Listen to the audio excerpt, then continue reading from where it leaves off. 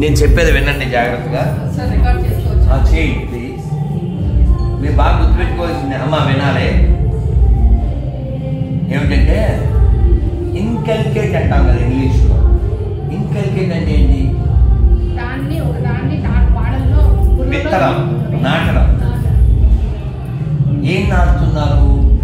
వాళ్ళ ప్రార్థనా కేంద్రాల్లో హిందువులు భూమి మీద ఉండకుండా ఉండేలా చేయాలని నాటుతున్నారు. వాళ్ళు చిన్ని పాప, గట్టిగా 3-4 ఏళ్ళు ఉంటాయి. నువ్వు పెద్దయ్యాక ఏం చేస్తావంటే ఆ పిశాచ మతం హిందువులకు సంబంధించిన చిన్ని పాప, హిందువులు మా శత్రువులు, వాళ్ళు నాశనం చేస్తారని చెప్తుంది. వాళ్ళకి అది నేర్పేది వాళ్ళ పుస్తకం.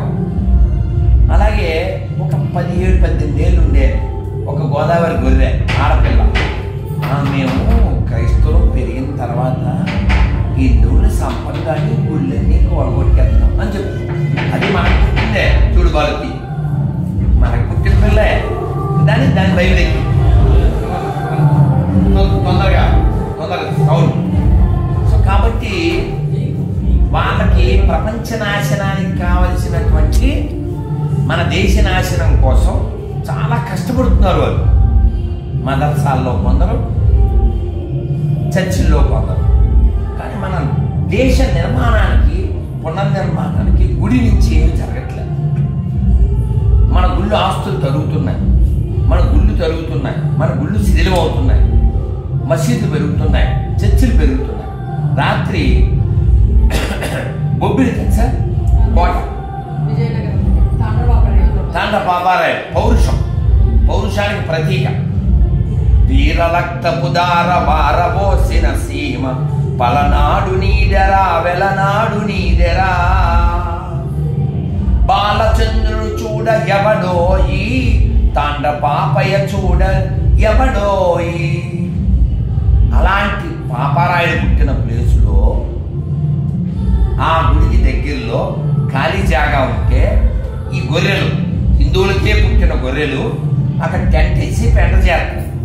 ఆ పిల్లోడు రాత్రి చాలా బాధపడుతూ మెసేజ్ పెట్టాడు, గురూజీ మీరు రావాలి గురూజీ, ఇక్కడ ఈ దరిద్రం గుడికి చాలా దగ్గరలో పెట్టేది. ఎందుకు నువ్వు అలా అంటావు అని అడుగుతారు కొందరు. ఎందుకు నువ్వు క్రైస్తవాన్ని, ఇస్లాంని ఎందుకు వ్యతిరేకిస్తావు? ప్రమాదం కాబట్టి, కబలిస్తాయి కాబట్టి, నాశనం చేస్తాయి కాబట్టి. ఎక్కడైనా ప్రపంచంలో హిందువులు ఏ చర్చ్ అయినా మసీదైనా కూలగొట్టి గుడి కట్టారా? మరి వేల మా దేవాలయాలు మసీదులు ఎందుకు మారి? ప్రమాదం. అది వాళ్ళ పుస్తకం, వాళ్ళ మస్తకం. కాబట్టి అన్ని మతాలు సమానం అనేవాడు 10 మందికి పుట్టినట్టే. పబ్లిక్లో చెప్తున్నా, రూమ్లో కూర్చుని కాదు, వీడియో చేసి చెప్తున్నా, చాలాసార్లు చెప్పాను. పాయింట్ అది కాదు. మీ పిల్లలకి మీరేం చెప్పరు. తొందరగా తలుపునేంటి రావాలి, బెప్పం రావడమో పోవడమో చేయి. మనం పిల్లలకి ఏం చెప్తాం? బాగా చదువుకో, బాగా చదువుకుని మీ ఆడపిల్లని ఎవడో ఒకటి లేపుకెళ్ళిపోతారు. సూట్ కేసులో వస్తుంది. మీ మగ పిల్లోడు ఏ గొర్రె దానితోనో రొమాన్స్ చేస్తాడు. తర్వాత అదేమో నువ్వు బొట్టెట్టుకోకూడదు అంటారు. మీ ఇంట్లో ఒక పంది, ఒక గొర్రె తయారవుతారు. కారణం మీరేగా. కాబట్టి కుటుంబాలను నిలబెట్టడం ఎలా, దాని మీద దృష్టి పెట్టండి. ఊళ్ళో బాగు చేయడం తర్వాత సగం. మీ పిల్లలు అన్ని మతాల సమానం అంటున్నారా? చెక్ చేయాలి. కుర్చీ బాగుందో లేదో చూసుకోండి. అన్ని మతాల సమానం అనేవాళ్ళు మీ ఇంట్లో ఉండకూడదు, మీ చుట్టుపక్కల ఉండకూడదు.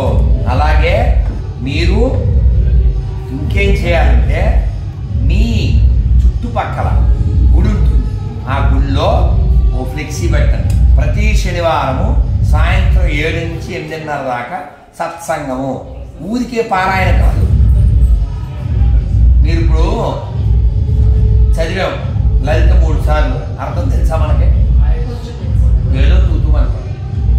మీరు నమ్ముతారా? నా జీవితంలో మొదటిసారి చదివాను లలిత. ఎందుకంటే చిన్నప్పటి నుంచి విష్ణువే అలవాటు. మేము ఇప్పుడే చదివాను. అనేది నేను మొదటిసారి చదువుతుంటే నాకు అర్థం అలా ద్యోతకం అయిపోతుంది. ఎందుకంటే సంస్కృత పరిచయం ఉంది కాబట్టి. ఊరికి టేప్ రికార్డులో చదివితే ఉపకారమే ఉంది.